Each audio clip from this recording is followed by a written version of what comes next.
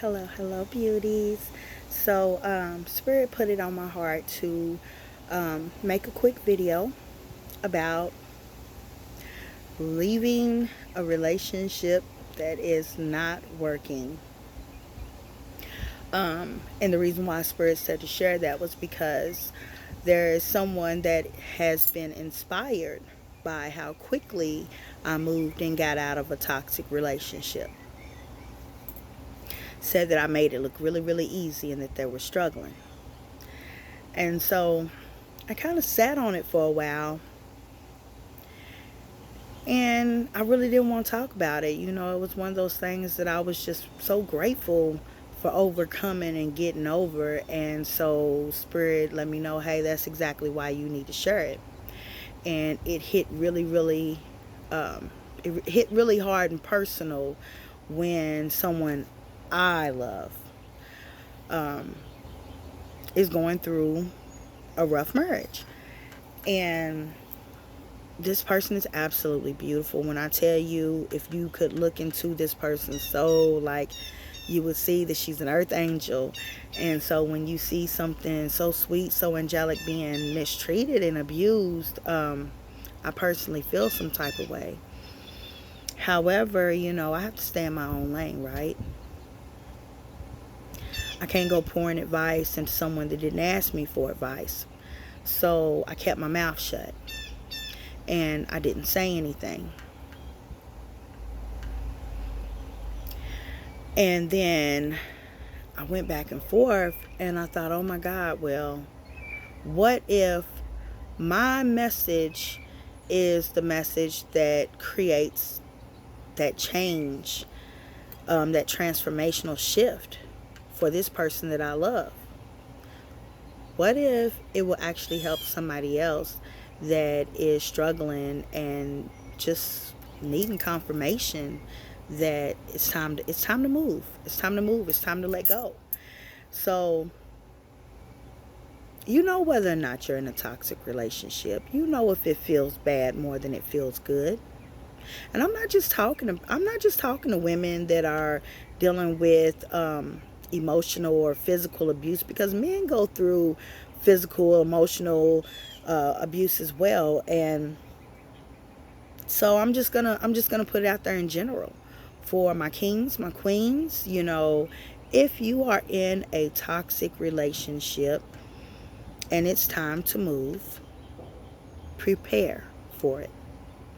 So, you know, I actually even spoke with this friend about this conversation, and she said, "Yeah, that was the quickest divorce I ever seen, and you made that shit look easy."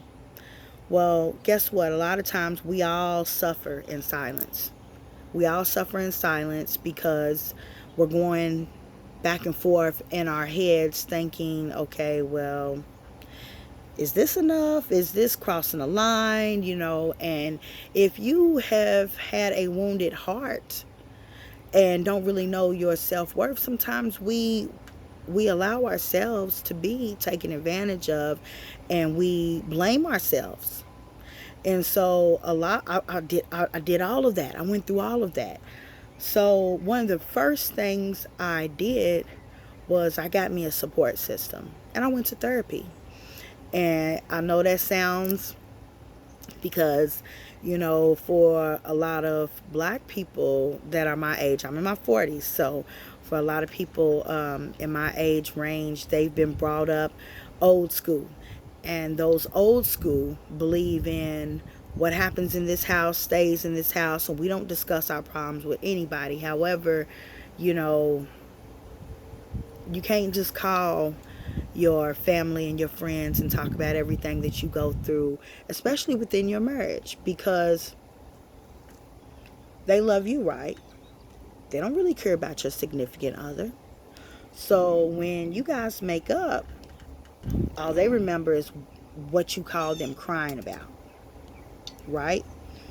So they're angry, they're bitter, they're even resentful towards you for even accepting this person, after that situation happened.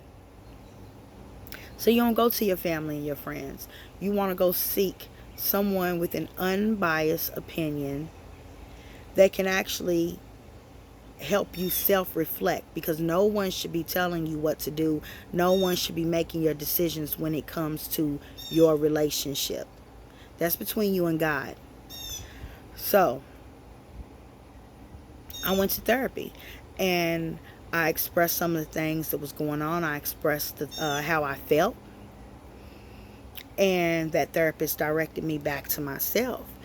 And I got to see what was me, and I got to see what was that other person. My ex-husband. So the therapist said, well, now that we've had all these discussions, let's see what his side is. Because it was getting to the point to where I was just like, look, I don't know. I feel like I'm dealing with a narcissist here. So we went to therapy together. And during the therapy session, he just went off. Like, he used that as his, he vomited. And that's great, because that's what therapy's for, right? However, he wasn't focused on the relationship.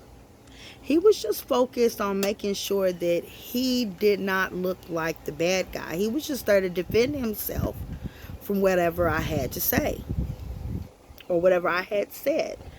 So by the time that therapy session was over, he sent the therapist several more emails defending and pleading his case, and pretty much wanting to control the therapist's opinion and actions towards me, into trying to make me feel like I was the one that was wrong. And once again, therapy's not there to point fingers. It's to help you release. It's to help you feel better. And it's to help you go back to self-reflect, to see, hey, what is it in me that I need to work on? So long story short, the therapist came back to me and said, he's not welcome back. He can't come to any more sessions, because he is clearly a narcissist, and I refuse to play his games. I cannot disclose what was said through email, but you are still welcome to come, so that you can have support and an outlet to release your emotions. However, I didn't hear anything about love from him. And I'm just not going to play the game. I'm not going to play the game.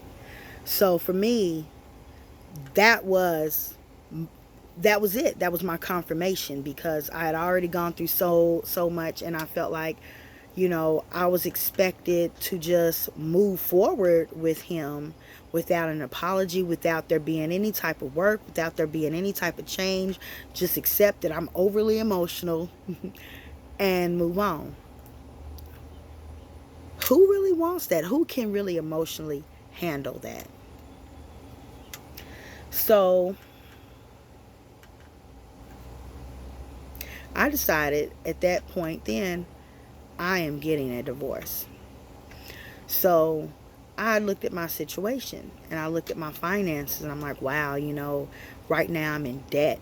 And I still have, I'm in debt, and I have, a teenage daughter at home, and I really need to at least make sure that she finishes schools. Excuse. So as I started giving myself excuses, I realized, hey, you know what, Fiona, you making excuses, and you're giving yourself reasons to stay trapped in a situation that is unhealthy for you, that's hurting you. And guess what? Your daughter's watching. Is this what you want for your daughter? No. So when I thought about it that way, wow, my daughter is watching me. Is this what I want? Do I want my daughter to have a life that she has to grow up and heal from, like I had? Do I want her to experience a narcissist? So with that was my fuel. That was my motivation. And sometimes even when you can't love yourself enough to say, hey, I deserve better than this, you have to think about the ones that you are obligated. And I say that again, obligated. Our kids, we are obligated to be a caretaker. We are obligated to be that provider. We are obligated to be that nurturer, to protect them, to give them nothing but love. And I love, love, love my babies. And any and everything that I felt like was wrong in my childhood, I wanted to make sure that I corrected for my children. And I've done a damn good job of it. And I figured, you know what? I'm not great stop now. I'm not getting ready to let, a financial situation keep me stuck. Because guess what? I know what lack feels like. I've been without before. I've been homeless before. I've had to scrounge from the ground all the way up. And guess what? When you go through so many challenges like that, you become unstoppable. You become unshakable. Guess what? I am the mastermind at problem solving and bouncing back, right? My fall don't even look like a bounce back. People don't even know when I've fallen. My kids didn't even know when I had fallen. I'm great at this shit. So, what sacrifices do I need to make? So as those fears and excuses started coming in, I started talking to those fears. I started talking to the excuses. And for every fear and doubt, I had a rebuttal. Oh, well, if he does this, then I'll do that.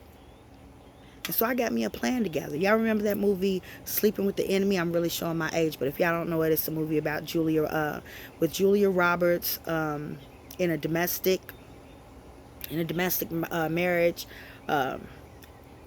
and she pretty much fakes her death to get away. So long story short, she had a plan.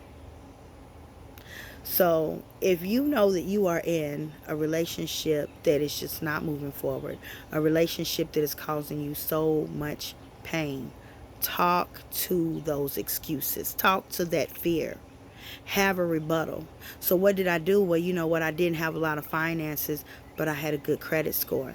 Thankfully, throughout that even before the relationship, I had told myself, you know what?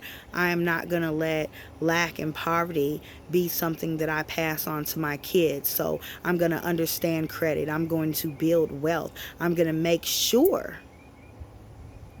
that I'm good before my kids become adults so that I can make sure that they are good as well. So with the good credit score, guess what? I may not have a whole lot of money, but guess what, baby? I can surely get a loan. So I got a loan and I paid off a lot of that debt. And I made sure that I had more than enough to divorce him and deal with whatever surprises that may come. I also worked with a lot of crystals to help just manage the stress. So I will throw that out there.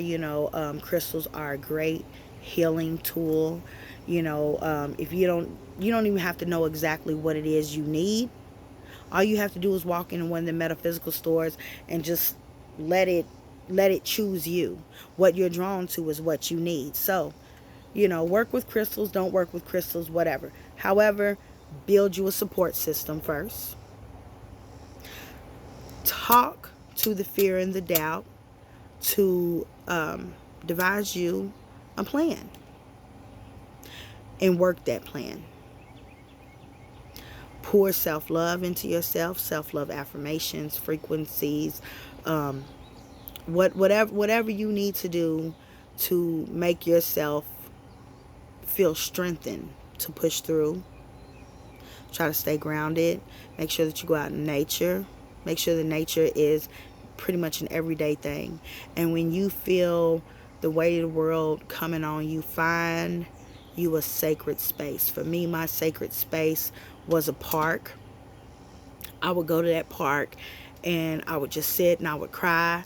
I would talk to God, and guess what? God answered. God always answers, and especially when you're ready to move in the direction that God really wants you to be in. Synchronicities always appear. The right people pop up in divine time, and that divorce that I thought was so rough that I thought, you know what, I'm never going to love again. I'm not going to put myself out there like that. I don't trust anybody. With time, all of it fades. All of it fades. I thought I wouldn't, but guess what? God is so good. God doesn't want anyone to be alone. God, created woman and man just to make sure that we have life partners to spend the rest of our lives with. Don't feel ashamed or embarrassed thinking that you're a failure, or have any guilt or fear that you've done something wrong, that it didn't work out. Guess what? Sometimes that's just God's plan. God's not angry with you for wanting a divorce. He's always going to love you. God finds you perfect. There's no such thing as perfection here on earth, but God sees us as perfect. So, when it's time. Get your plan together and get to moving, because you are destined for great things. Don't let somebody steal your love. Don't let somebody steal your joy. And definitely, definitely, definitely don't hurt your babies by letting them see all of this pain. Because not only do they see it, they feel it. And if you have babies that are watching you, your babies are aspiring to be like you. Be strong. You got this.